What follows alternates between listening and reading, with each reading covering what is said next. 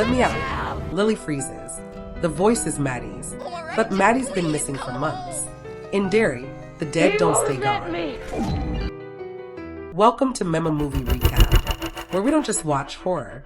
We open the door. Derry looks ordinary. Houses, streets, stores. Nothing strange at first glance. But this town loses children. And somehow life goes on. Inside the Capitol Theater, the Music Man is playing. The crowd watch. The lights are warm. On the outside, everything feels normal. But one kid keeps sneaking in without paying. Matty Clemens. Third time this week.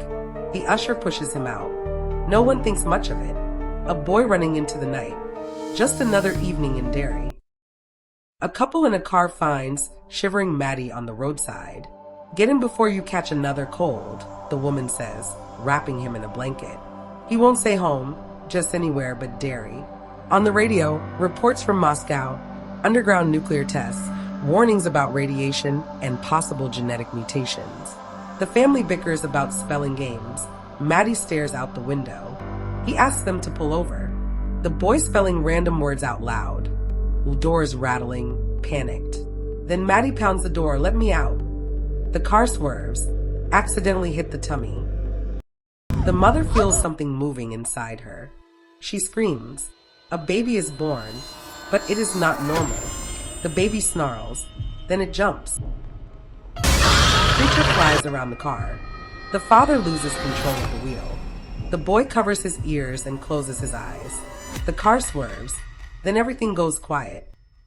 A pacifier flies out to the window. At the Derry Air Force Base, a new major arrives. A decorated pilot. A man who has seen war. The colonel calls this place the tip of the spear. 7 hours to Soviet airspace.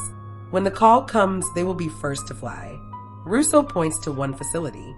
The colonel replies, special projects. Russo nods.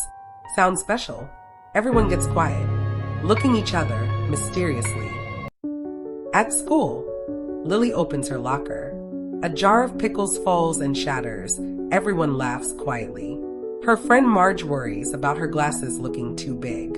Lily comforts her, though she hides her own pain.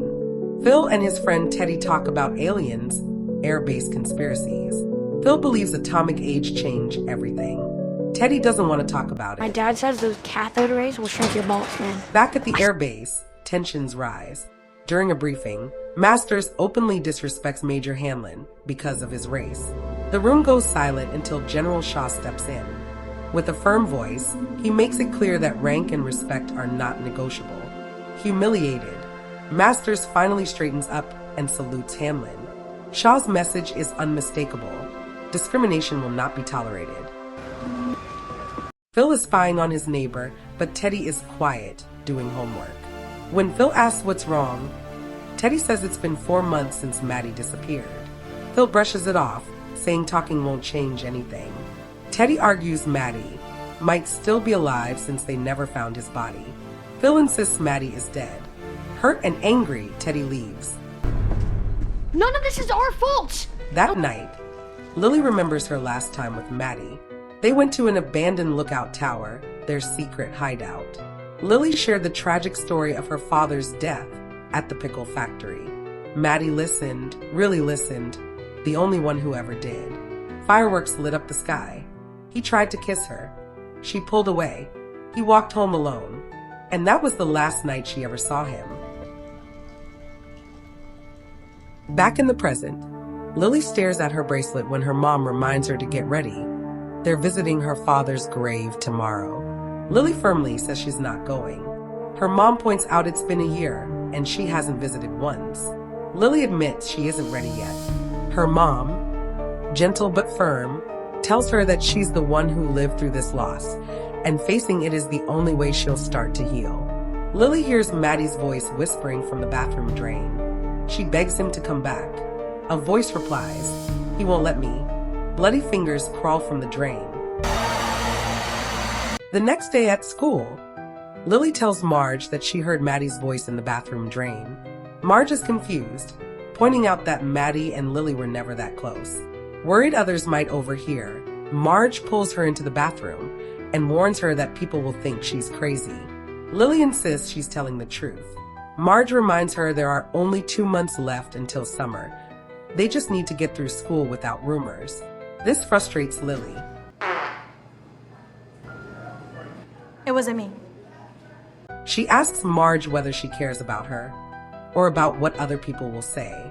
Feeling attacked, Marge gets defensive, saying she is trying to be a good friend, but sometimes it's hard. Phil and Teddy ride to the hideout. Lily waits there and tells them the same story. Phil is skeptical. Teddy tries to stay open. Then Teddy says something that stops Phil cold. You believe in aliens, but not your own friend? They don't fully believe Lily, but they don't walk away either. I can't believe you gave her your soda. Back at the base, Hanlon learns that Masters has been disciplined and the incident will go on his record. General Shaw makes it clear he won't tolerate disrespect on his command. Hanlon is an outstanding pilot, though his career stalled after he was injured in a mission where he was the only survivor. Even so, he's been brought to Derry to test a new experimental aircraft. Meanwhile, Teddy is having dinner with his family, who follow strict Jewish traditions. His father notices he seems troubled and asks what's wrong. Teddy nervously asks if it's possible for a kid to be taken and kept underground for months. His father cuts the conversation short, saying the world is already frightening enough, and tells him to stop filling his head with fantasies. Later that night, Teddy is reading in his room when his lamp suddenly flickers off.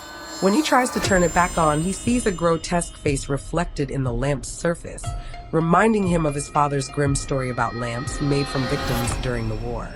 Terrified, Teddy screams. His brother runs in, but by then, nothing looks out of place. Can't believe we're related. Searching for answers, Teddy meets Phil and Lily at their hideout and tells them about the terrifying thing he saw. Phil realizes that if something is targeting them, he might be next.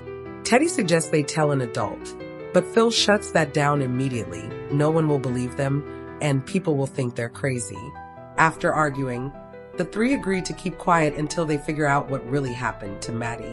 With no one else to turn to, they head to the library. There, they find a classified newspaper article about Matty's disappearance. At first, the police assumed he ran away. But when no trace was found, the case shifted to a possible homicide. A homeless man was suspected, but nothing was ever proven. The report also says the last confirmed sighting of Matty was January 4th at the movie theater, based on the statement of an employee's daughter. Who's that?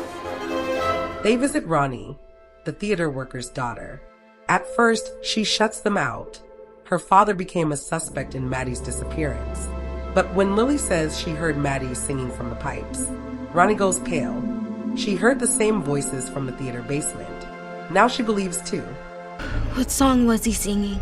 That night, Major Hanlon is ambushed in his room by masked men demanding classified aircraft info. He refuses. They beat him, count down to shoot him, but Captain Russo bursts in. The attackers escape. Who were they? No idea, but it confirms something. Something in Derry is hidden and dangerous. My hair. The kids break into the theater to watch the film The Music Man, where the song Matty used to sing comes from. The movie starts. They relax, just for a moment. Then the film changes. Matty appears, holding the monster baby. The family from the road appears too. Matty walks forward, looking directly at them from the screen. He says, "I'm here because of you. You weren't there when I needed you." The baby begins crying. Matty's face distorts into a wide, impossible grin. He throws the baby, and it bursts out of the screen into the theater. A giant winged creature now in the real world. Panic. It attacks Phil. Then Teddy. Then Susie. Ronnie blocks the door, grabs Lily, and they escape. But Lily is still holding Susie's severed arm. She drops it. Silence. End of episode 1. So now the truth is out. Matty didn't just disappear. Something ancient, hungry, and buried in Derry took him. And now it wants more. But who will believe Lily and Ronnie? And how many more kids will be taken before someone listens? The nightmare in Derry has only begun.